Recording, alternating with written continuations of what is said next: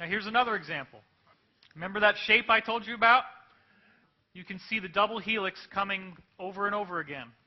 And this appears to be a symbol of our galaxy. I've given this presentation now, I guess, 3 or 4 times with this slide in it. And everyone tells me this is the most important crop circle we've ever had. There's another symbol in the crop circle that most of us would not see, and that's this right here. In Hebrew, it's called a yod. And you can see it in the tarot cards.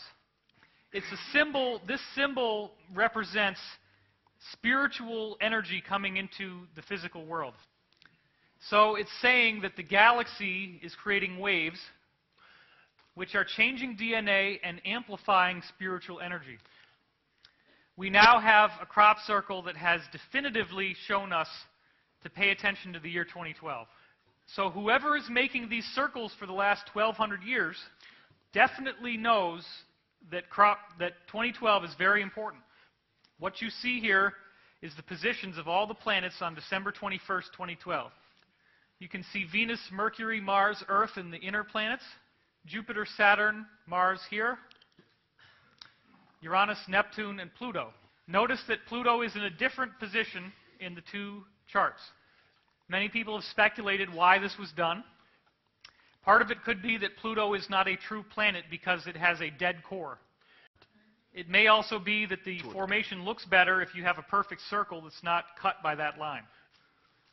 Now this is important because if you look at the original formation, notice how wide the sun is. What happened was that a farmer got very angry about this crop circle being on his land.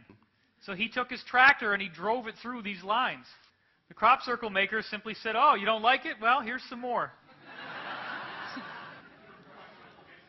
Here are the lines that he drew through the crop circle. All these little symbols appear to represent different extraterrestrial species that are visiting us now, including Dan Burish's little gray on a Segway. But notice the suggestion of an entirely new energy field of the solar system that's being created. Notice that it is completely unformed inside, as if something brand new is being created. Notice that the width of the sun goes all the way to Venus now. And do you see a shape inside here? It is the letter S, again suggesting the sun is changing.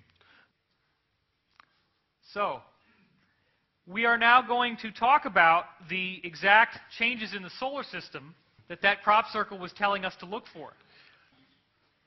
This is the smoking gun that helps us prove that 2012 is something substantial. This is the yearly sunspot activity measured from ice core samples from both poles. Look at how high the solar activity is right now. This is the highest it's been in 8,000 years. The sun is giving out energy that travels much faster through space now. If you heat up a pan and drop water on it, the water will go faster the hotter the pan is. So the space between the planets is getting more energized. It normally takes over 2 hours for the sun's energy of protons to reach the Earth. But in 2005, it only took 15 minutes to get here. This scientist from London said it is incredibly fast and said it is exceedingly interesting. Everyone is worried because if a big flare hits the Earth, it could knock out the power grid. But remember that extraterrestrials are protecting the Earth so that these things won't happen. This is a recent article from NASA warning of that big storm. And this is how NASA creates kind of like a bake sale, like a fundraiser. So what we're seeing also is that the long-range solar forecast is the sun is getting weaker. This conveyor belt used to go 1 meter per second. And now it's 0.75 meters per second here. And it's only 0.35 meters per second down here. Since the 19th century, they have never seen speeds this slow. They have no explanation for what's doing this. Even the U.S. Army is now saying that the sun could be causing climate change on Earth. This doesn't mean we should go ahead and pollute the atmosphere. Here's another example where the solar wind is now slowing down so much. And they said that if it keeps on slowing down, that the heliosphere will get smaller. And the heliosphere is the sun's magnetic field. So sure enough, we now know the heliosphere is 25% smaller in the last 10 years. The real reason for this is that energy from the galaxy is pushing in and compressing it in size. This is also causing a lot more dust to come into the solar system.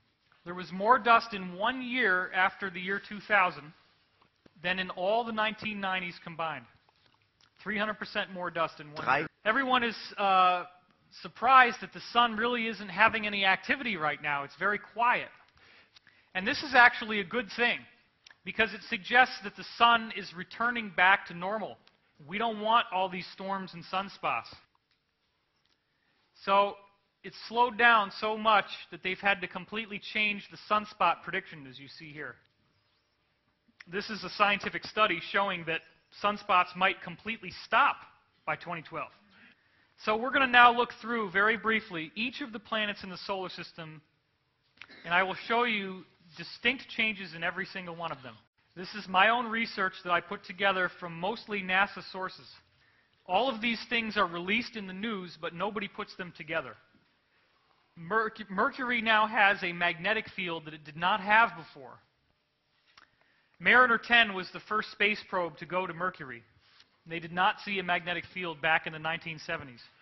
In 2008, the Messenger probe went by, and they found significant magnetic pressure.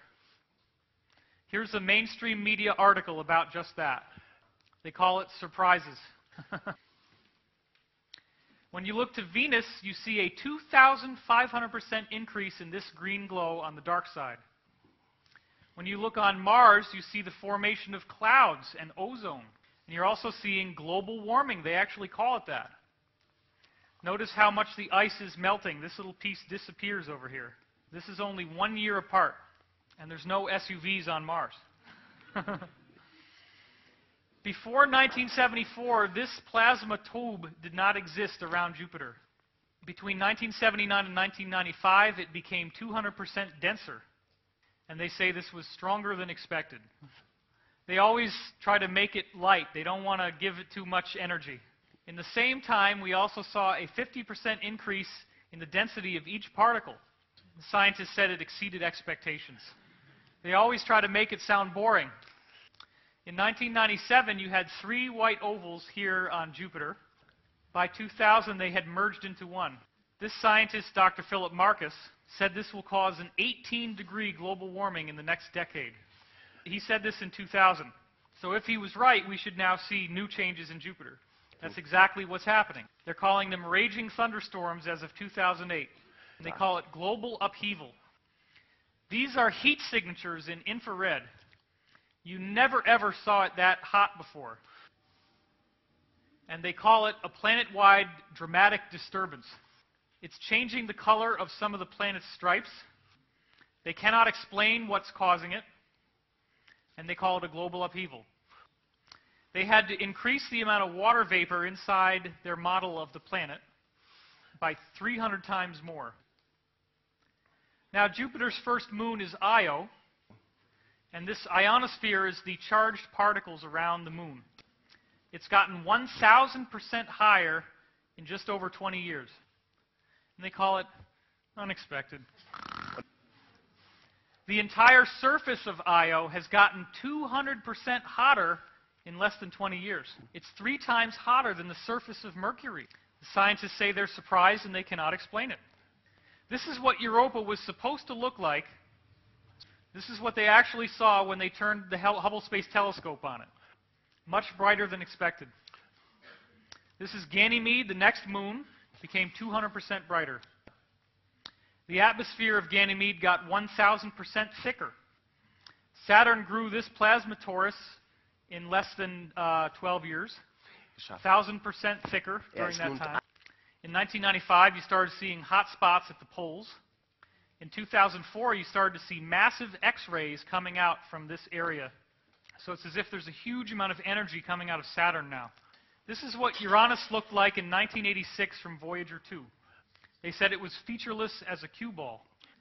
Now, this is what it's doing now. This is a false color image, by the way. It shows heat, specifically near-infrared radiation. It's